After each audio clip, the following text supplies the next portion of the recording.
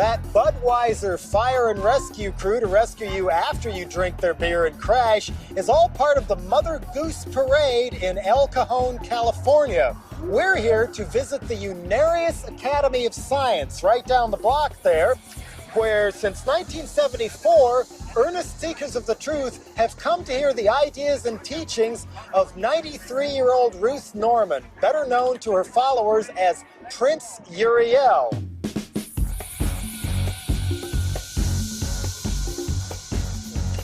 Yes, that's right, loyal boob tube addicts. Spaceships from all over the galaxy are coming back to Earth in 2001, each one bearing 1,000 inhabitants from 32 other planets to bring happiness and wisdom and make life happy forever after on planet Earth. But this is only a small part of the so-called science of Unarius.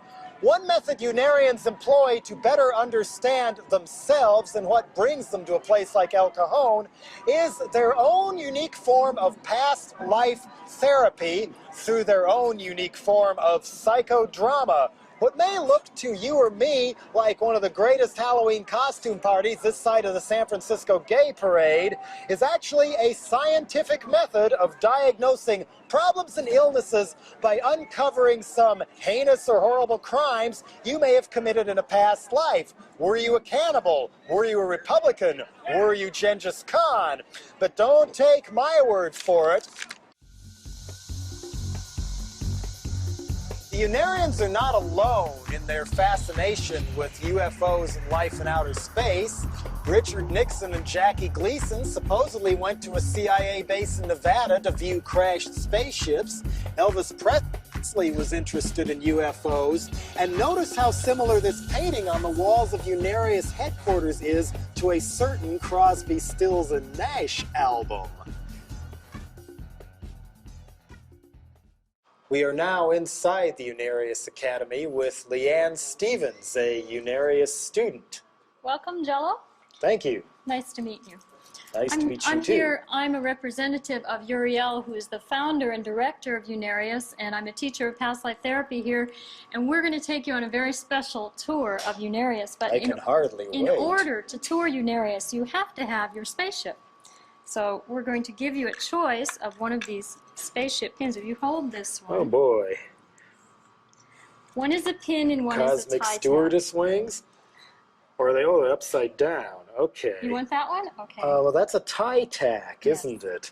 Well, this one, I like the way this one glitters more. So okay. This one here, by any particular place I'm supposed to put it.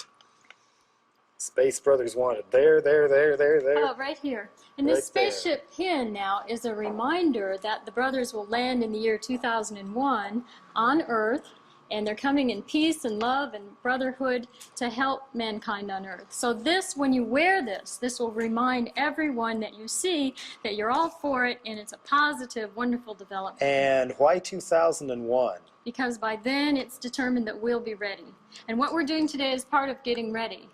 So as a representative of Uriel, I today am wearing many sparkly gems and jewels, as you can see. Those are her jewels originally, These are they her, not? This is her actual jewelry, and through these sparkles, as you're watching at home, she's projecting her love, her light, her healing consciousness to each and every one of you. A very special radiation of love from Uriel to all the people watching. And through this spaceship as well. And why isn't Uriel here with us? She was the one I wanted to meet the most. Well, she is here in consciousness, very much so. And some of the people in the room here probably can feel that radiation of power and intelligence. Uriel is 92 years old, and this year, unfortunately, she broke her foot and her knee, so she's been bedridden as that bone is trying to heal, and she would be here otherwise. She won't take visitors? I mean, there are rumors flying around that she has been dead for a year or two, and like Scientology, there's a cover-up going on. How do you respond to that? Preposterous. Uriel is here, alive and well, and she is the director, as I said, of the daily operations of Unarius, our video production, our book printing, our operation of classes and past life therapy. She's very active and very involved, and even if she were not here physically, it would all go on as it has been planned to do in the future, because the body does have its terminating point, but she hasn't left. You say her body dimension. has not terminated, you're saying? She's very much alive. Is her mind still all there? Because many people, when they get older, and in America there is unfortunately Alzheimer's sometimes. Uriel's mind is more intelligent, active, alive, and radiating with intelligence than you and I could hope to be in this lifetime, but someday in the future we may be. But she is very much involved and active and alert, and she's sending her love to all of you right here and now. She doesn't need to work through one physical body. She works through many channels, as do all individuals who have a higher development of consciousness. They are able to project their intelligence in a very directed way. That's what we're here studying, learning how to do. That's what Unarius is about, learning how to use the mind intelligently, creatively. You as a musician, we have musicians here, we learn to use that intelligence. Yes, I am hoping to take home a music album of what you may have created here. We'll see what what it does to my mind. Is there any connection between Unarius and Crosby, Stills and Nash? Because I noticed one of their album covers seems to be either taken from the mural on the outside of that wall or vice versa. Oh, I know the one you mean. It's Gilbert Williams painted the beautiful starships coming down. I think it looks like Machu Picchu. Gilbert Williams, who painted that picture, was very inspired when he did so, and we are painting starships here because of the same reason as the pin, to let people know that they do exist, and there are people. And how do you know what the starships look like? Has Uriel ever actually been on one? Of course, in many lifetimes. Not only has she been on one, but she has been the commander of many space fleets. Then what has prompted her to even bother with El Cajon, California, when she could be out in space cruising around somewhere? Remember that when your mind develops to such a point that you're not limited to one physical body, you're working in all dimensions simultaneously, as all human beings do. Oh, and so that's the science that Unarius teaches, the science of the mind. So she isn't so the brain sort of has many astral tentacles, in other words. Yes, exactly. And do you believe all of her teachings absolutely verbatim? Absolutely. Is there any disagreement within Unarius on different points made by Uriel, or is it all accepted as the word? Well, let's start from one point. The teaching of Unarius has been authored by millions of individuals of an advanced mental development. They've channeled their information into over 100 books, and so it's coming from quite a diversity. But they didn't channel it directly onto the printed page at the printing press. They must have channeled it through somebody. Is that what you mean by human vessels? Yes, and there are several individuals who serve as channels. I'm one. I've channeled several books. There are other students like myself who've learned to be open to that intelligence.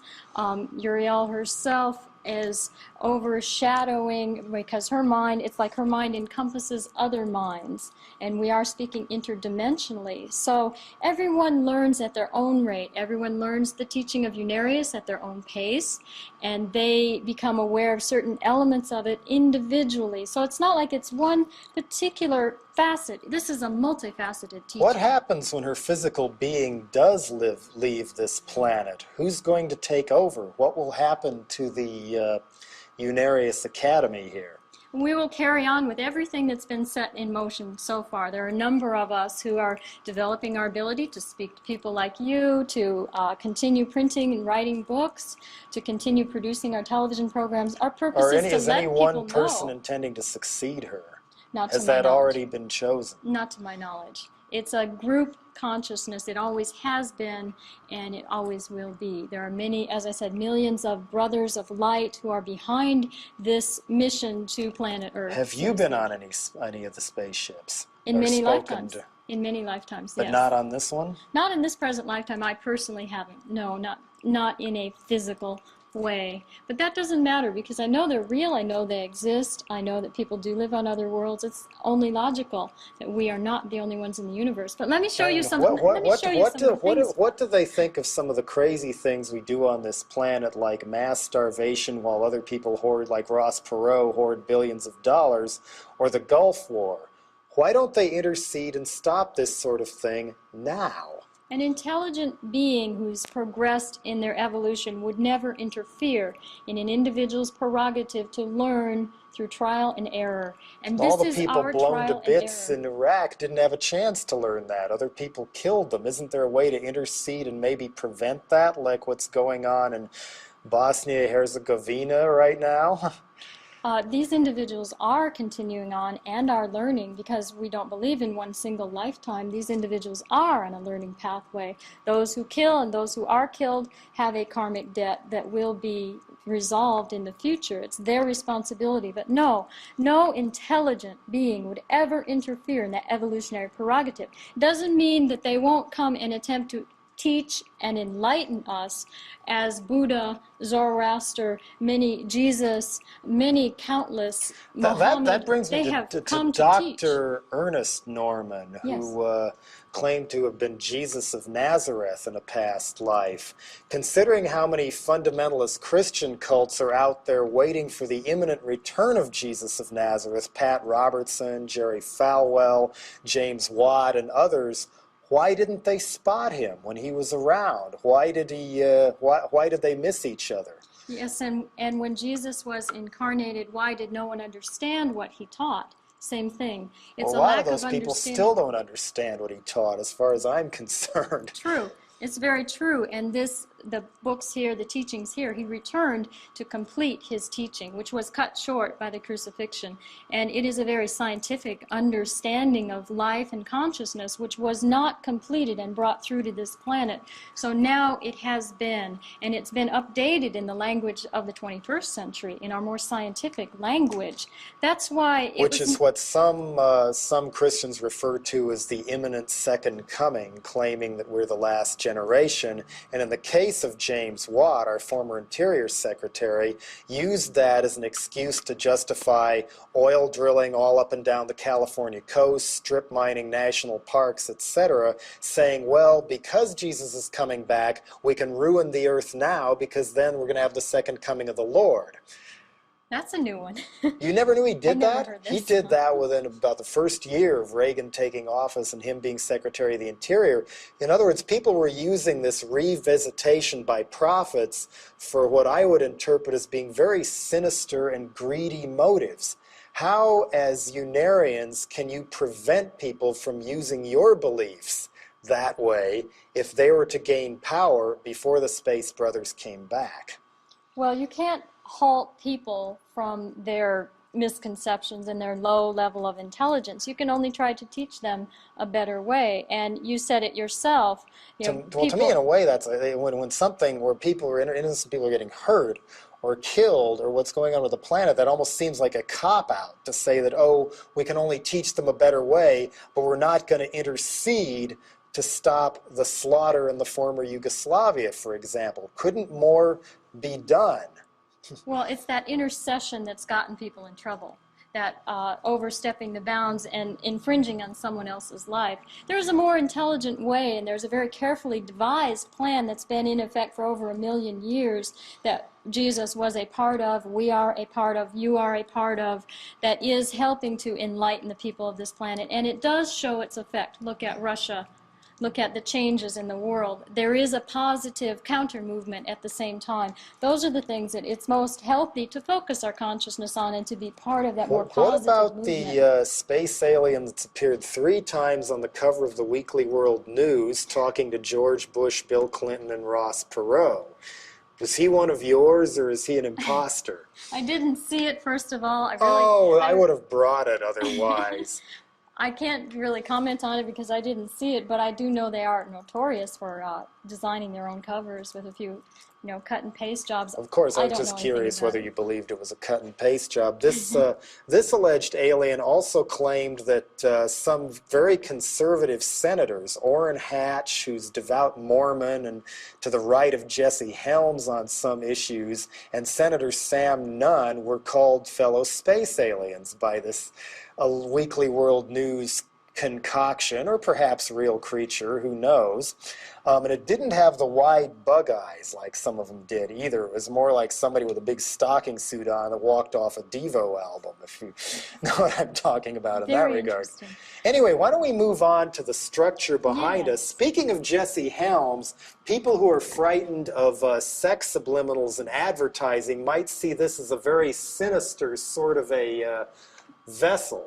Actually, this is a design of Nikola Tesla. This is a power tower that will be used in the future to actually extract energy from the universe, electromagnetic energy, convert it into usable energy in this dimension, and supply free energy for all people on this planet, which will resolve many of the problems that you brought up earlier. Now, as you know... How big will the power tower be? This, what scale model is this? This will be over, and someone will have to correct me if I'm wrong, over 500 feet tall? 2,000 feet tall. 2,000 feet tall. 500 feet into the ground. 500 feet wide at the base. Thank you very much. And this will be a magnificent structure that the Space Brothers, after they land, will help us to build. And at that time, we will be able to break through and cut through all of the opposition to this idea that exists at the present time. How so? Do you intend to use brutal means to break through the opposition? Of course not. It will be purely a matter of people's intelligence being awakened and the full mind that would come being in used. handy. Very much so. Shall we go on? Let's talk about Tesla a little longer, because Sure. he's completely erased from science books that I was exposed to in school. I had never heard of him until a rock band named after him came out with an album. So who exactly was Nikola Tesla, and what do you see his significance as? Nikola Tesla is one of those very advanced minds we were talking about. He incarnated at this time to bring us into the electronic age, and he is the one... When was he alive, though? That would have been right around 1920s, early part of this century. What part of Europe was he from? Yugoslavia. And he came to America. He worked with Edison for a while. They had a falling out. Edison didn't like his ideas, and Tesla developed... Or stole them, like he did the black scientist who invented the light bulb while under contract to him in his lab, but that's another story. That's the story of planet Earth. But Tesla brought through alternating current, which has made this television possible. And his development brought us into this new age, this 20th century, into the 21st century. So Tesla's purpose, as one of the leaders of the Unarius mission, by the way, Did he proclaim himself that at the time, or have you crowned him that posthumously? His very intelligence coming through the various books in the present. We have a series of books called Tesla Speaks. I noticed that, yeah. He has described himself as who he is. His intelligence gives you the knowledge of who he is. Could you describe a little bit how his ideas were suppressed in his lifetime, and by whom and for what reason? Well, I'm not a Tesla biographer, first of all, but obviously there are those individuals in the industrial military complex who want to suppress a certain type of progress because they have money invested in certain areas. Such as General Motors buying up patents on electric cars and shelving them. Exactly. So those are the things that we, people of Earth, will need to overcome. And just as you are now aware of it, I am now aware of it, more of us are aware of this opposition to progress, and we will, and it's our responsibility to take steps to stop that and demand a better way of life on this planet. In addition to Tesla, are you aware of the work of Wilhelm Reich? I have heard of his work. Around the same time, and his device, the Orgon Accumulator. Yes. A similar situation where here's an individual who has a spiritual development, who is trying to progress life on this planet, and it's a very old story. Jesus was crucified, others have been murdered, their work suppressed, their work distorted. Same situation. What he was trying to achieve in the cure of cancer, or the knowledge of the electromagnetic nature of the human anatomy, the human consciousness, was suppressed by those forces. He seems to be almost completely omitted from your literature as well. Well, that's just a matter of time before everything is covered, but we have covered quite a spectrum of information. Let's look at the map over here. If you look at the star map of the 33 planets of the Interplanetary Confederation, these planets are in the Milky Way galaxy. Planet Earth is represented here along with all of the other 32 planets in the Interplanetary Confederation. This is the central sun, the central spiritual sun, the interdimensional force field that powers the entire galaxy. And of course there is a configuration of energy that you can keep tracing back through that powers the infinite. Are there more planets and other systems that you know about too? Absolutely, there are an infinite number. Like some up in the surfboard up on the wall there? There are an infinite number of planets in the universe. And do they all get along with the Space Brothers? Or, as I say, are we risking some horrible conflict by stealing their power for the cosmic power tower?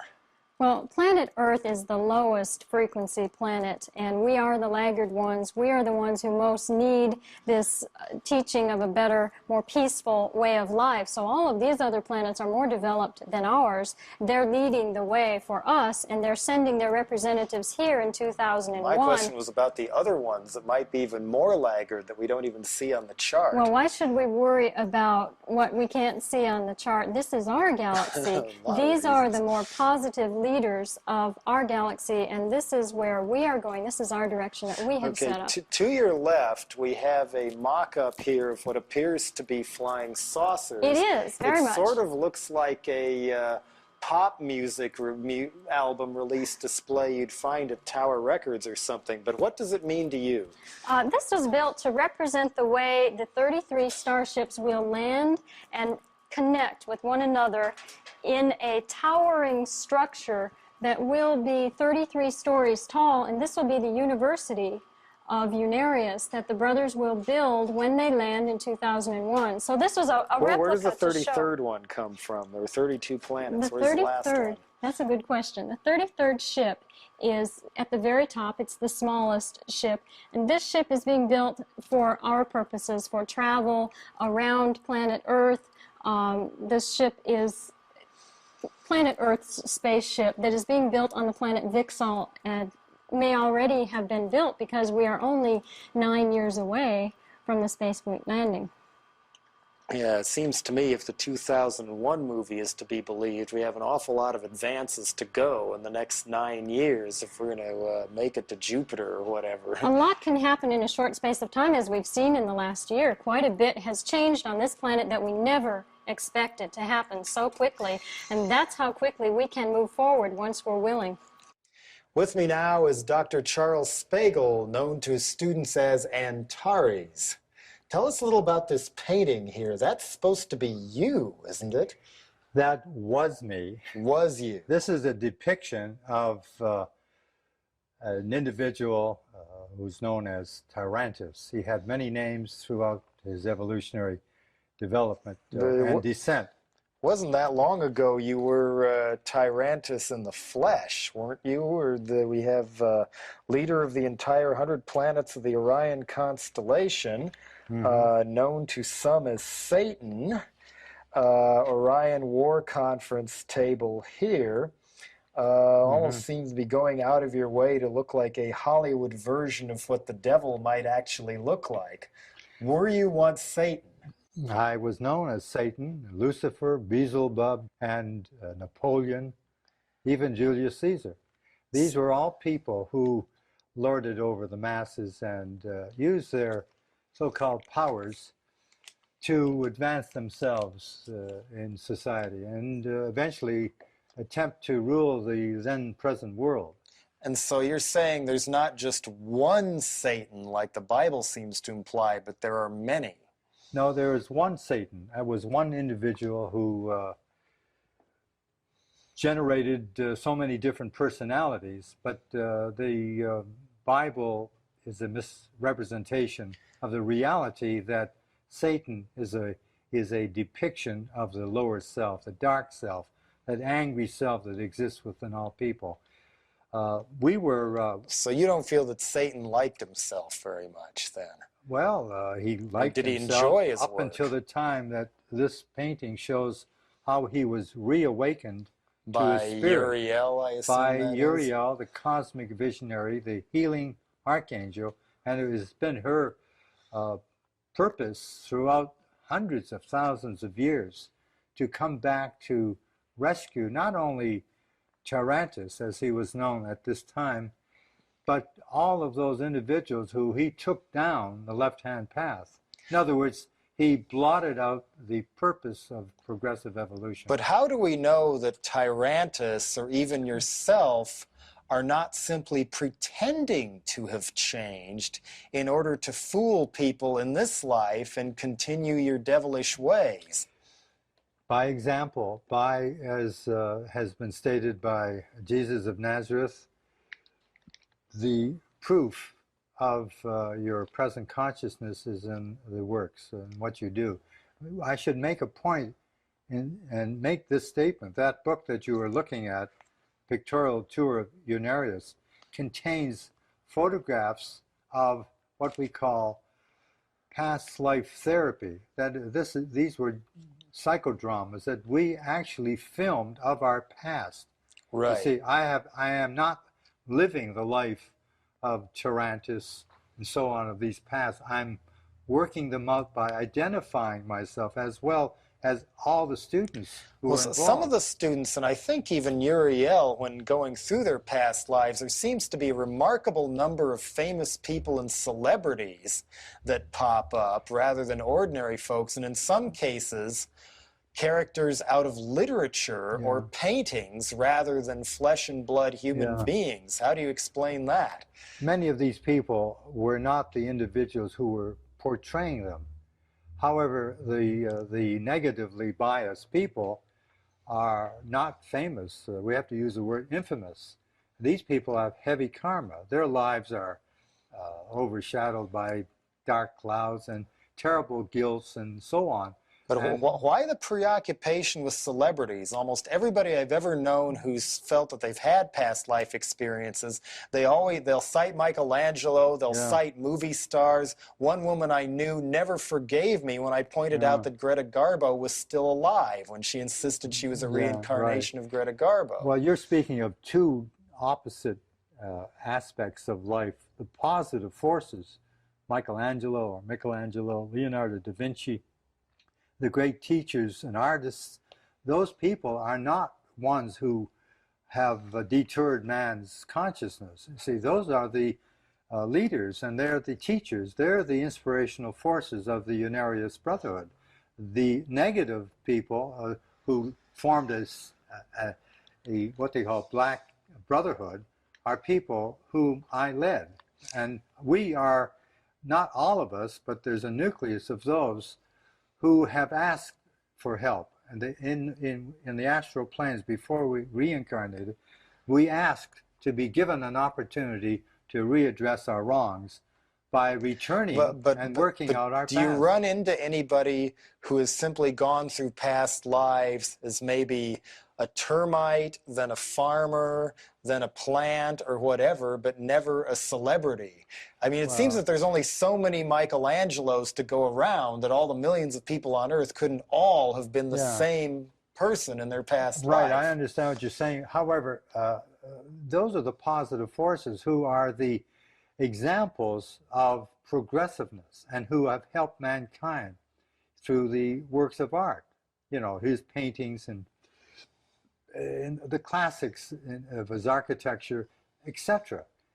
They are the light at the end of the tunnel. You see, they're the individuals who, as an example, are people who we look forward to lead a integrated life.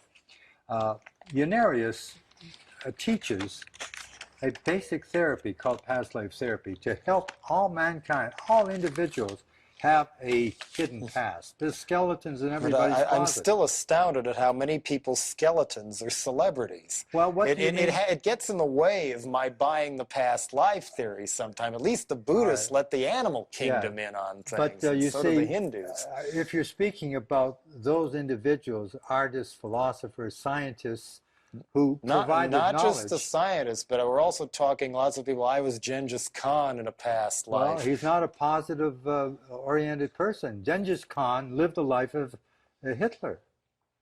Well, this And, much we know, this but is why the couldn't they have continuity. picked a warrior or whatever? It seems like this may not be a legitimate trance if all they can come up with is celebrities. Well, let's make a point.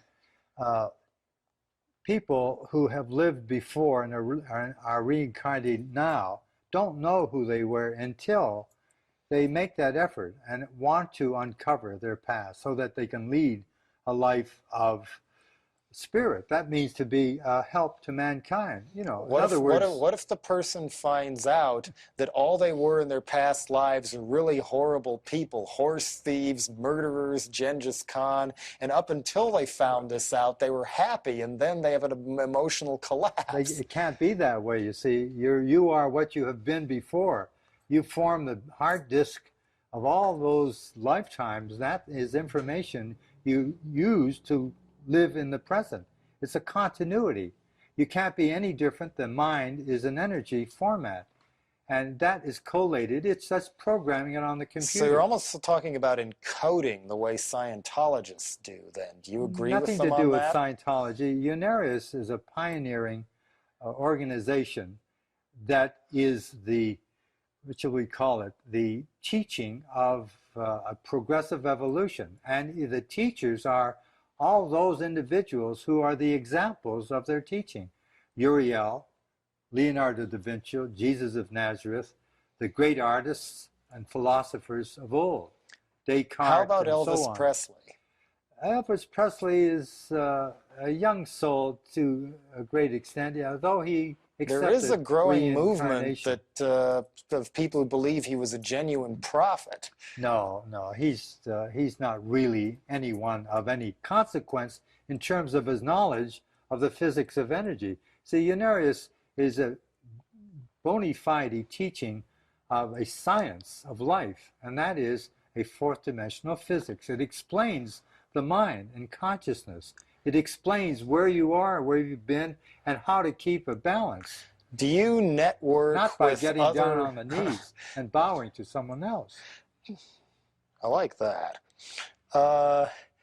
Do you network at all with other so-called UFO groups or believers in outer space beings? No, we don't network.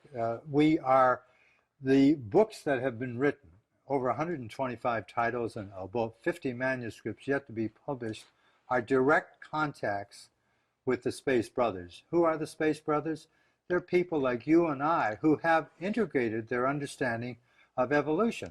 What do they look like? People like you and I. You could be a Space Brother, a human being, a Homo sapiens. Would I look like a Space Brother if I was from one of the other 32 planets? Do they all look like humanoids? Or they're human beings, just like you and I. Do some of them have eyes growing out the tops of their heads, or is it all of a humanoid nature? No, there are humanoids, but those humanoids were made by people like you and I who once lived in these technological societies which was bereft of any spiritual understanding. That is the continuity of life. What you do now, you'll live and relive the consequences. So who are the beings that you see sometimes illustrated in mainstream and not so mainstream publications almost every single time? Bald head, sloping forehead, large, almost reptilian or insect eyes. These are the kind that some people claim are kept under lock and key by the CIA or the Defense Department in the Nevada desert, along with their crashed spacecraft near a town called Rachel. So do you have no connection with that or believe any connection with that? You see, Nixon and Jackie Gleason did. Did you have any contact with Nixon and Jackie Gleason? I'm going too fast, I know. No, it isn't that. It's this. We are a scientific educational organization. We get behind what you call the cinema with the phenomena of life and explain it. You see, you're getting down to the substratum of what makes things happen.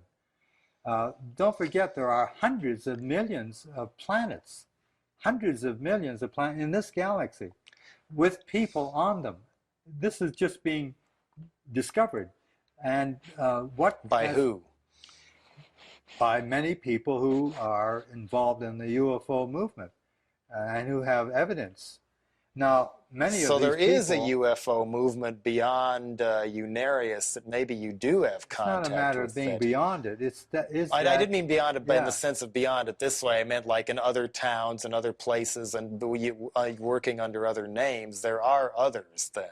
Well, they're not integrated. They're all working independently. There's all kinds of organizations, MUFON, so on, Mutual UFO Network.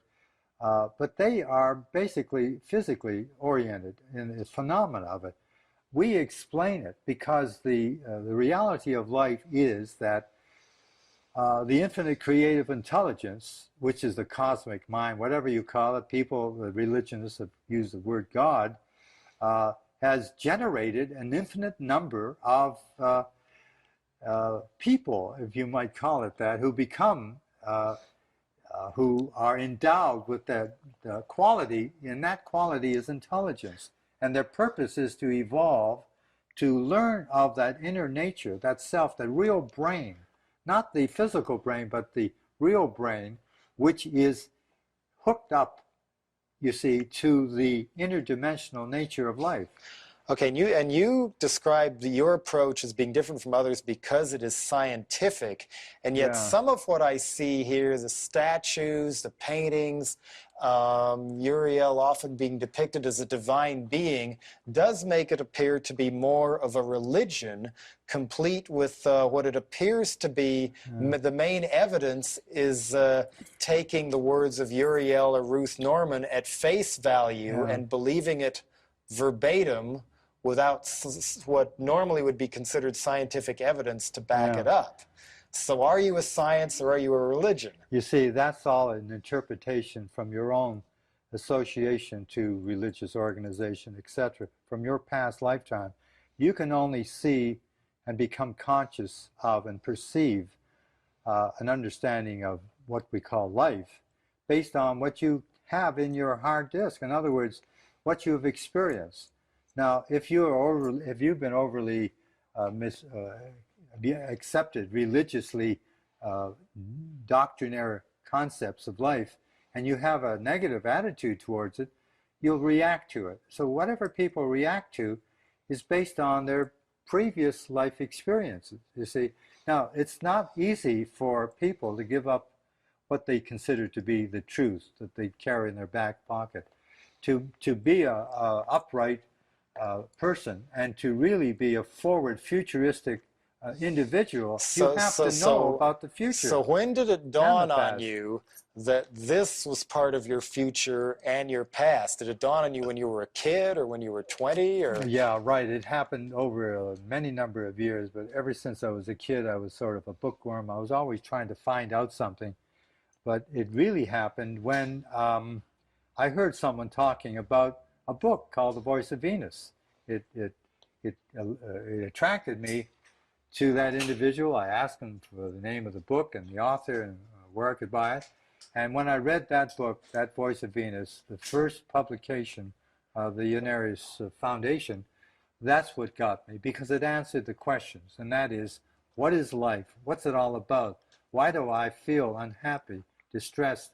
Why am I agitated, and I don't seem, have any objectives in life? So in a sense, you were sort of born again then. Everybody is. We're all born again. You can't die, don't you see? And that's what Unarius answers. It answers the very question that everyone is attempting to resolve, and that is, what is life? How am I involved in life? Why can't I get along? I do admire the sense of fashion of Unarius. It certainly is a lot more creative than most places I've seen. What inspired this fashion to begin with? Especially Uriel's purple beehive wigs.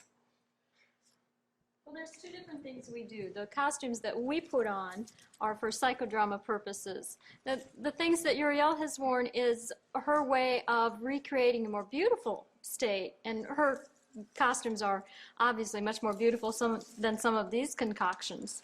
But she's remembering other lives when she dressed more beautifully. We're working out our past lives. And you were saying in the costume room that I was performing or experiencing a psychodrama just on the basis of which ones I was picking out, wishing I could take home. What you're drawn to, for instance, what you're wearing now is something that's familiar to you from your previous lives. In a lot of ways, a lot of times, that's how we Does this find out. mean I was Satan in a past life too? I'm referring to your hat. Ah, okay.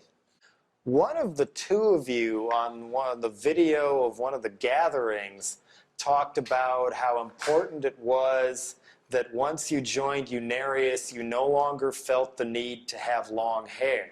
That was me.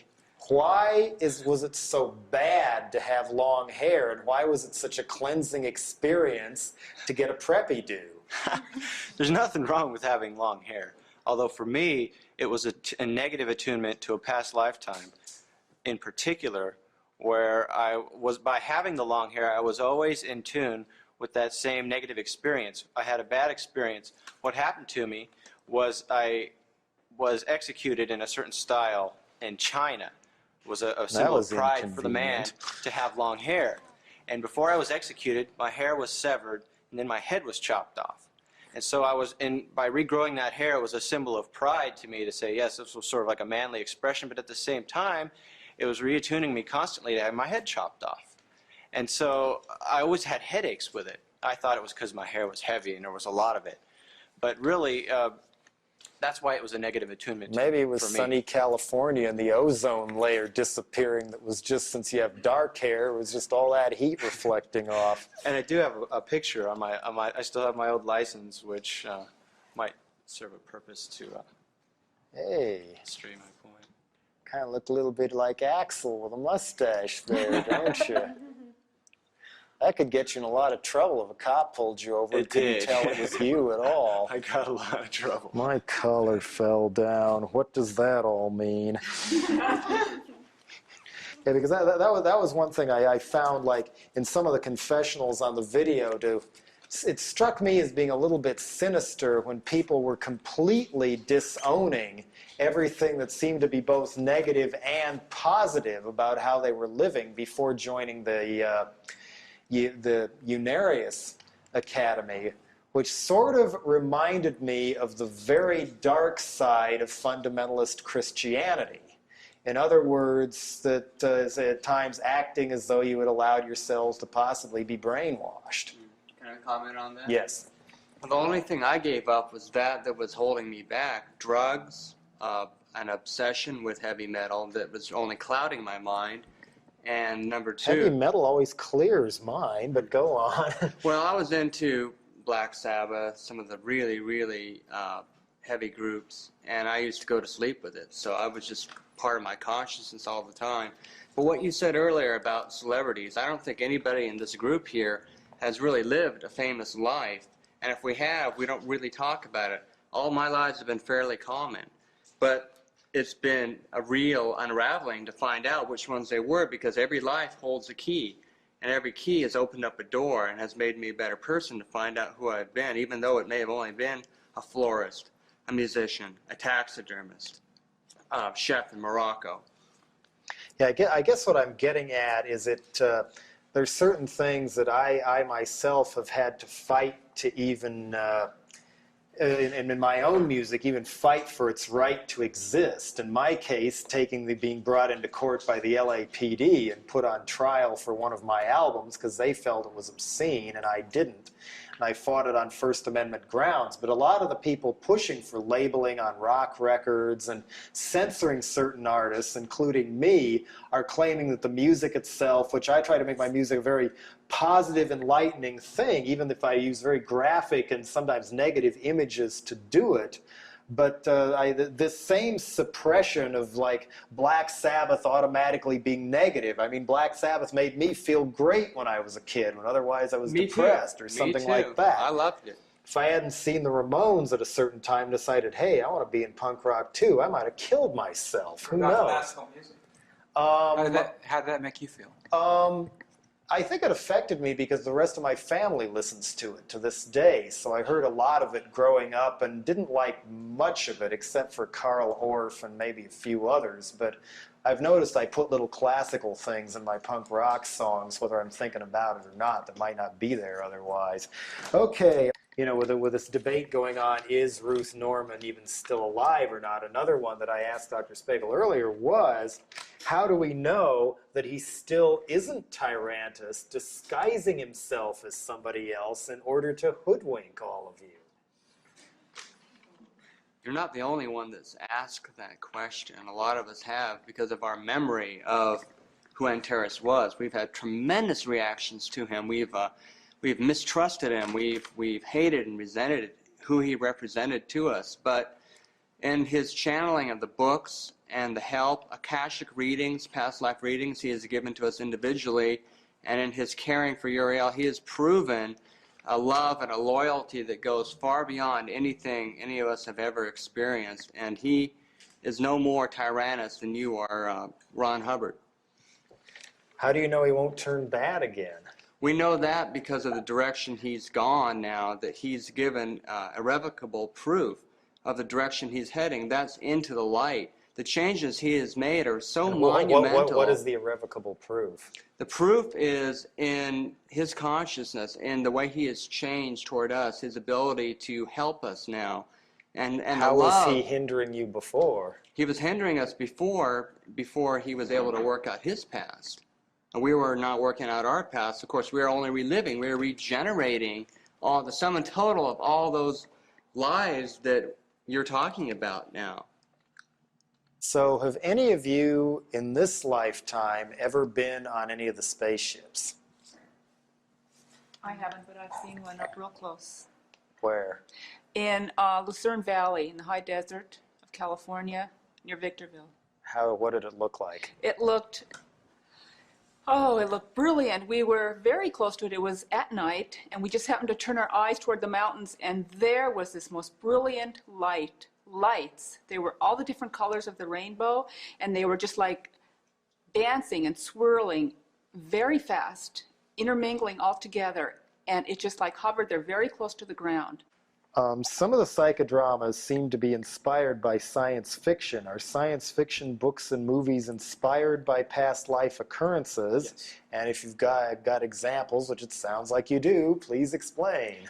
The novel called 1984 by George Orwell is one brilliant example of a person who was inspired to recreate a past life situation. This particular past life was the continent of Mu, or Lemuria.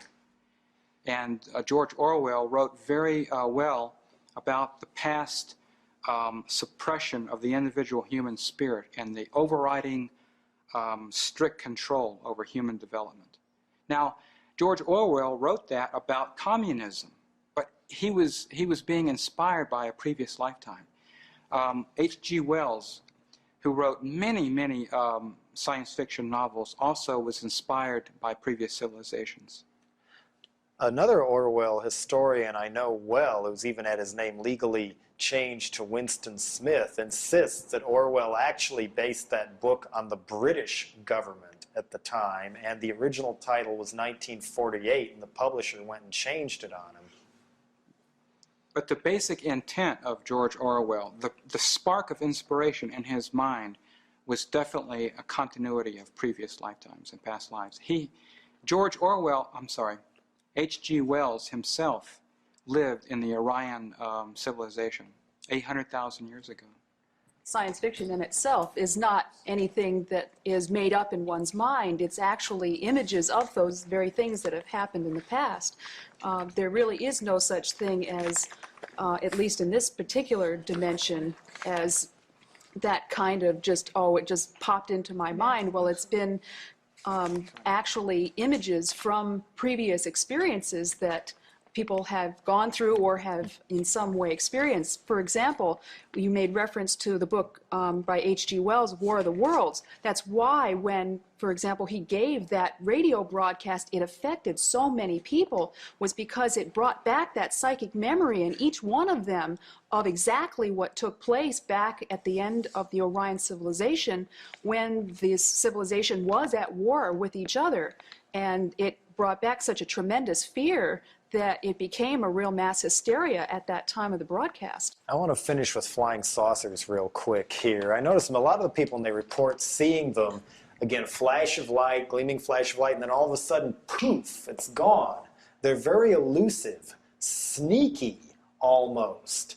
I'm not necessarily ready to interpret that as a sign of friendly behavior. Maybe it's just space teenagers joyriding and picking on the little earthlings to amuse themselves, which I come from a state where there was an epidemic of cattle mutilations, where they would find cattle with blood sucked out and two little prongs or neatly carved cuts of meat taken out. The governor had to go on TV to say, no, we're not being invaded by aliens. There aren't Satanists everywhere chopping up your cattle. But that was what it brought to me that, wait a minute, I wonder if there's juvenile pranksters running around instead of TPing trees. They're going around mutilating cattle on Earth. Well, for instance, there's so many different types of people on this Earth. There's just as many different types of people out there on other planets. So the starship I saw definitely had anything to do with that. It was... But there are devious ones out there, or questionable ones, as well as the ones you're fond of. I don't know anything about the devious ones. Because how do you know the good space brothers will win out? I saw an Outer Limits episode years ago where a giant creature from outer space, played by Richard Keel, who was Jaws and James Bond later on, and they put him on platform shoes, gave him this huge head, came to Earth as a benevolent visitor from space and magically taught Earthlings how to grow more food, get rid of their desert climates. Everybody was happy, prosperous, and they were getting all these free trips on spaceships to the aliens' planet. Everybody was so happy until somebody popped the question, wait a minute, no one has ever come back to say what it was like. They're growing us Earthlings for their food supply. What proof do you have that the Space Brothers don't intend to mine our bone marrow or simply take over the planet and use us for Space Brother burgers or something?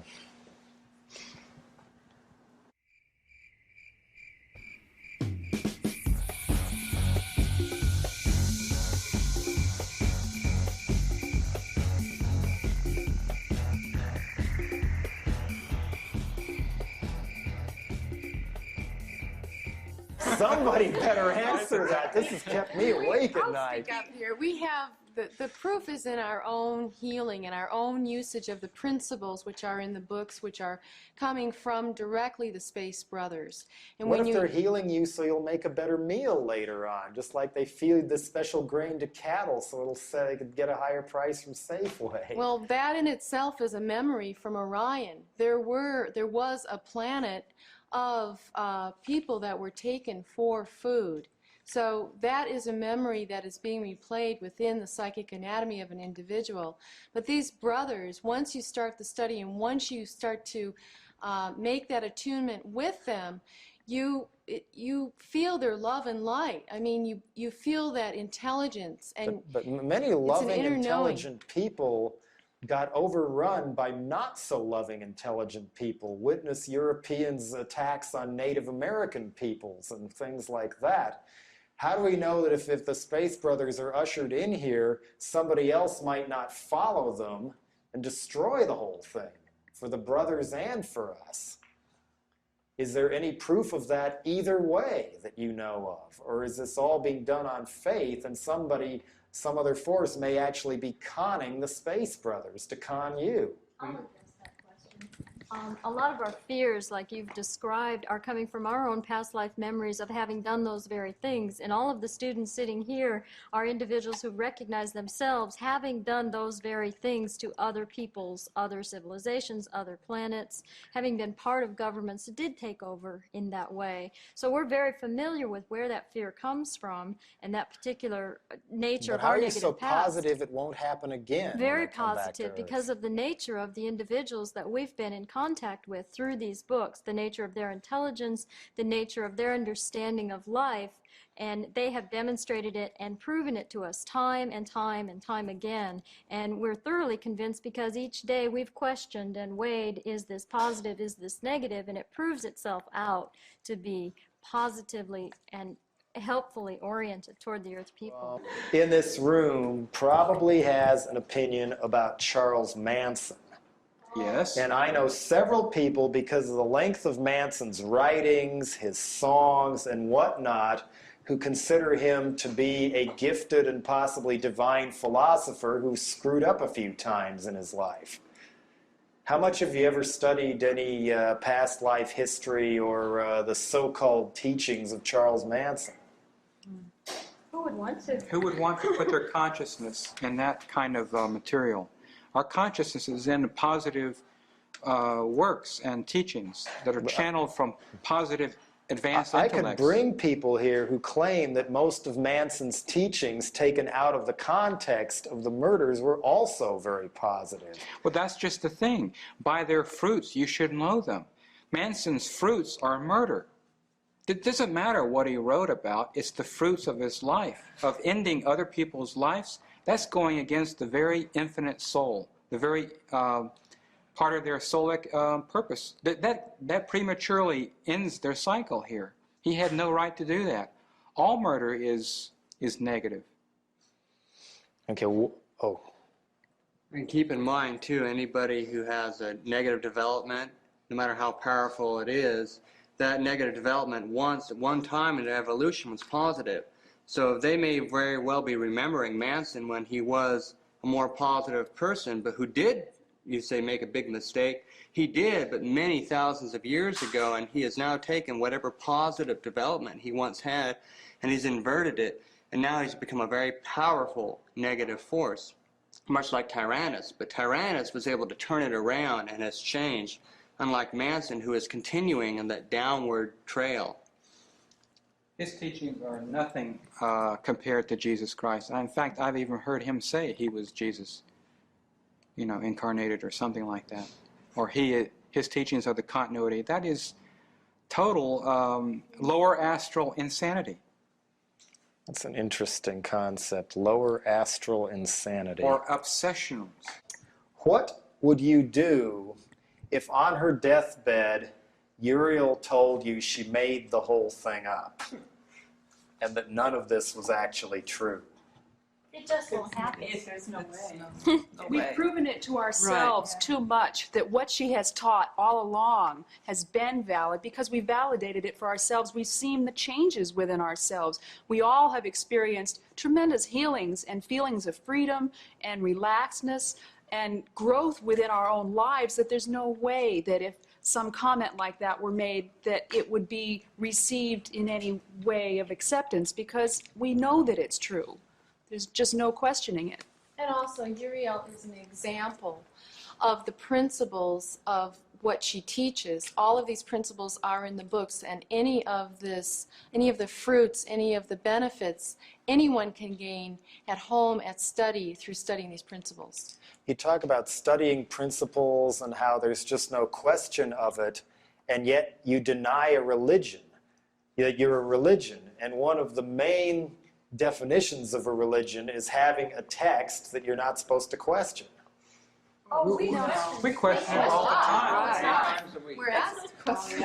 We're never taking. We're not. So have you had any disagreements with Uriel then? Oh, yeah. Oh, yes. Can you give an example? Oh, in everything. A student, you go through every kind of disagreement within yourself until you see yourself reflected as being kind of stupid. And then you see the larger picture and you realize, oh, I didn't look at it that way. I didn't look at the whole picture. You're right. I can see the whole picture. It's like any teacher and student. The teacher's painting the larger picture and you've got a small mind. Has anybody ever wound up changing the view or opinion of the teacher? No. No. That's for greater intelligence.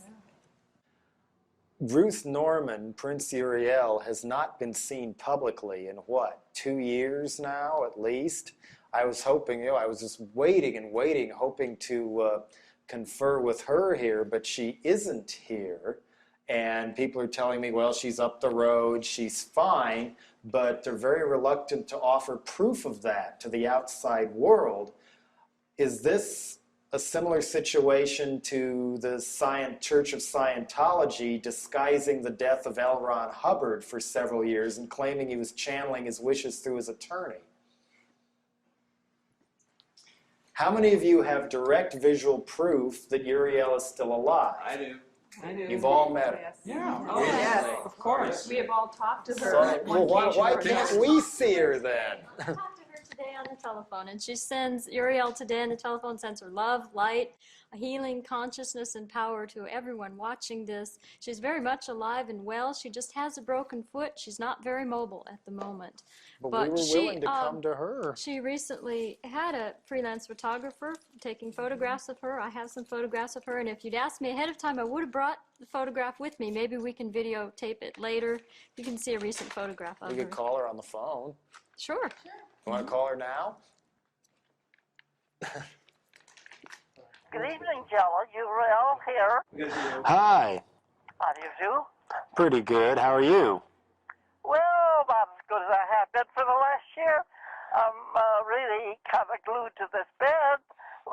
It doesn't stop me from carrying on with my business, which is the center down there and all the students.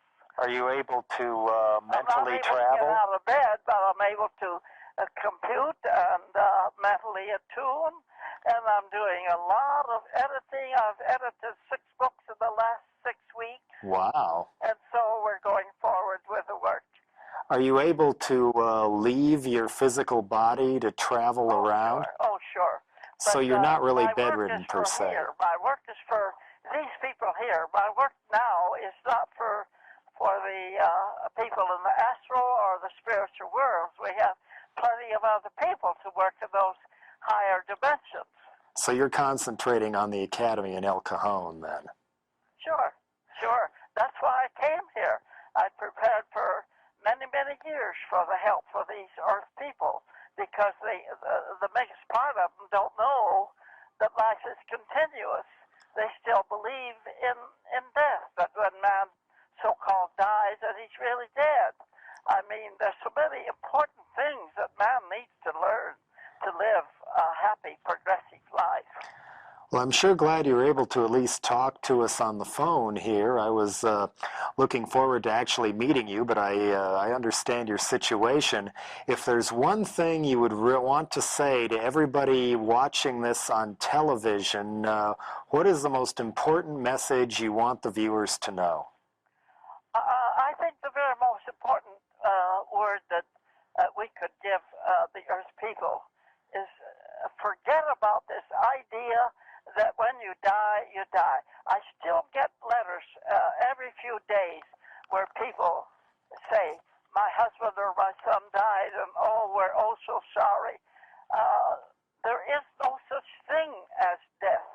Man lives eternally when he so-called dies. He simply slips out of his body and moves on into the astral. That's the next abstract world. It's a higher dimension than this world, and there he lives and learns what he needs to know the next time he incarnates in some other world.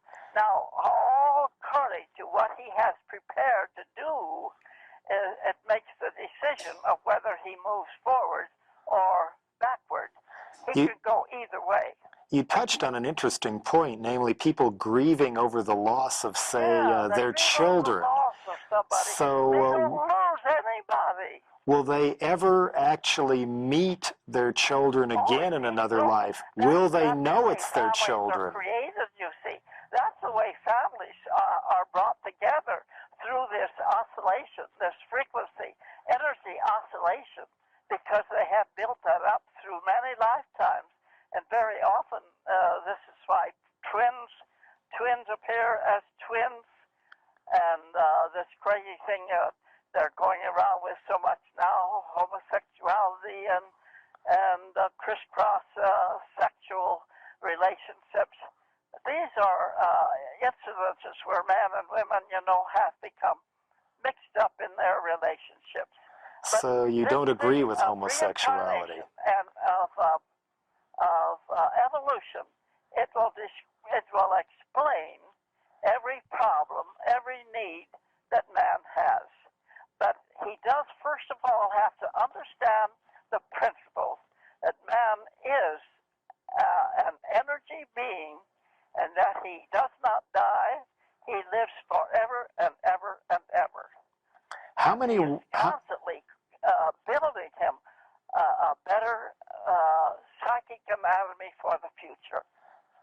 Sorry to change the subject here before I go, but I have to ask, from what photos and videos I've seen of you, you appear to be one of the best-dressed human beings in the universe. How many wigs do you own? I've seen several different colors in the books. I have about 100. If I had my choice, I had a couple hundred. I just think it's fun to have a different wig. And any time you want to have it to match with your garment. And I design my own gowns, and I have a lady who makes them. I just design them, and she makes them. I have fun creating my costumes for the video, and people love to see it. Oh yeah, I was telling Leanne and the others when I went into the costume room, if you ever have a garage sale, be sure to give me a call. It doesn't mean anything. It's just my pleasure. Everybody has to have some little thing that he latches onto, and that happens to be. I like now, for instance, the young girl you have down there now, my protege, Leanne. She's all decked out in some of my jewelry. Doesn't she look lovely? Oh yeah. And she's my polarity. I'm sure in one lifetime, quite like 4 or 5 lifetimes in the past, I'm sure she's been my daughter. Right now, I could take her into my home and raise her as my daughter, but she's doing a much better job by living alone and taking her part as a teacher and director of my classes. So I'm 93, going on 94. And somewhere I heard that you intended to stay around as Ruth Norman, as Uriel, for at least 20 years after the Space Brothers land, which would make you close to 120. I haven't planned anything exactly like that. Oh, I'm sorry. You'll hear a lot of tales, no doubt.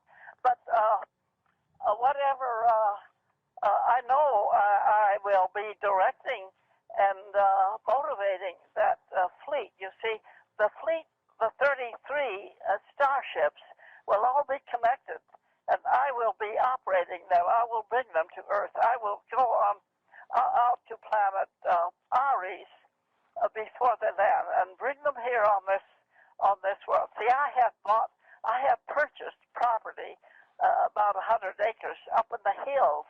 It's virgin property. And that's the one that's photographed in your book. Where this fleet will land, and they will build one on top of the other. I think if you look around there in the center, you will find a dummy that we have built to illustrate how the ships will be. I think it's prominently displayed in the main room. If I'm thinking of the same one, I don't think it's in the cellar. I think it's where everybody gets to see it. Yeah. Well, thank you very much for taking the time to talk. It's been a pleasure, and I look forward to the landing. Well, we all do. I can't wait, but the only reason we're not landing now, we could come any day, but the biggest part of the Earth people are not ready. they would take pop shots at us, and we're not interested in that. Do you think the Earth people will ever be ready for something like this, though? That's why I'm here. That's exactly why I'm here, to try to help the Earth people to become ready. We're putting out books now, new books. We already have 125, but we have 25 more in store with other attractive titles that will help prepare the Earthman. And he is now, at this point, he is at the point of openness and readiness more than he's ever been. I noticed some of the prominent video production, the continuous productions that they show from 1 week to the next, are now showing pictures of this innuendo, although they haven't really gotten completely into it about life after life after life. But they are showing things that shows that they're preparing. Yeah, and that's what I'm interested in and trying very hard to do, and successfully so. We're spending all we possibly can on advertisements and magazines. So where are you advertising? I've never seen one. Beg your pardon? Where are you advertising? I've never seen an advertisement. Many catalogs, many catalogs. Oh, I see. They're your own. You don't run ads in other publications, then. Oh, sure. We'll advertise any place that somebody suggests. Well, I would suggest Time and Newsweek for starters. We have had articles in Time and Newsweek. I think we still have one on Newsweek. Do we not, Terry? Not right this minute, but we have had. Well, we put it wherever that someone may suggest or we feel inclined. It isn't that we limit it to one a week. We're advertising in 8 or 10 different magazines, and some of them are rather new. But thank you for calling. Oh, yes. It's good to speak with you. Okay. And take care, get well, and hope... Oh, it's just a couple of broken bones in my right foot. I'm really not sick, but I have to lie here to rest my foot so that my bones will grow together. Right. But I want to project the energy, the light, and the power. I want to have a light projection for you. So if you'll just remain quiet just a moment, we'll have a projection of power, light, that many of the brothers are going to join in here now. At least 33 space-filled brothers. So here goes the projection. Through the phone to me? What? Are you saying this is through to the phone to me? Yes, I'm just saying this to you, to whoever may be listening. This power is being projected to you, and everyone who listens should hear this light, should sense and feel this great power of love, light, infinite energy that has passed through the consciousness of we the brothers. Thank you for calling, and may you walk in peace and love. Good night. Peace and love to you too. Thank you. Good night. And there you have it, the Unarius Academy of Science, and it's open to the public in El Cajon, California. Ruth Norman is not inside one of her all-time favorite costumes now, but that conversation on the phone convinces me she is very much still with us and seems to have a lot more sense of fun than many other movement leaders we can both think of, and a lot more entertaining even than Robert Tilton. And no matter what you may think of Unarians or Robert Tilton, sleep on this tonight. What if the Unarians are right? Why don't you tell us about the dead Kennedys? You said they helped to enlighten. Did you talk about our audiences? Too enlightening. I was into Slayer and Metallica and Exodus and all that, Venom and that stuff. Oh, Venom's great, man. I've never given up on Venom. I can't understand any of the words. Any band that absolutely cannot sing has a worse production on purpose of any metal band I've ever heard, and all their songs are about Satan and angel dust. I mean, how can you go wrong? I've driven so many people out of my house with Venom. That's great. Did you know the Kennedys aren't dead?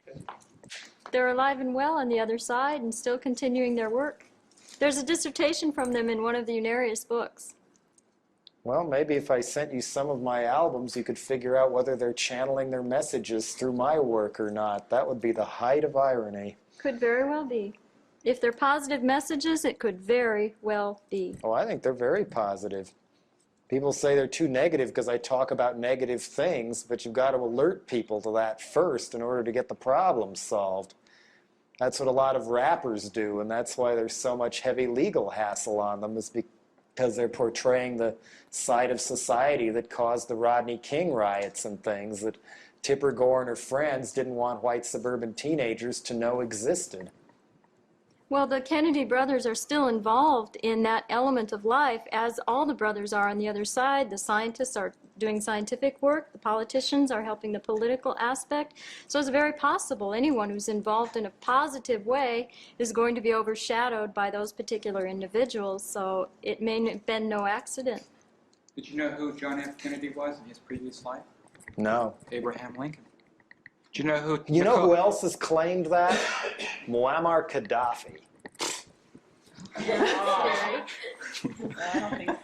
A big admirer of Abraham Lincoln. The assassination, you know, took place the very same way. It was a reliving. Except that Lincoln was assassinated by the 1860s equivalent of a very popular rock star. John Wilkes Booth was a major celebrity and a sex idol of his time, wherever Lee Harvey Oswald may not have even pulled the trigger, and nobody knew him from Adam. We're not talking specifically about the physical. We're talking about the negative forces are really the ones who put the thoughts into people's mind to assassinate people in the first place. Yeah, the CIA made some experiments on that in the late 50s. Leonardo da Vinci, he came back as Nikola Tesla.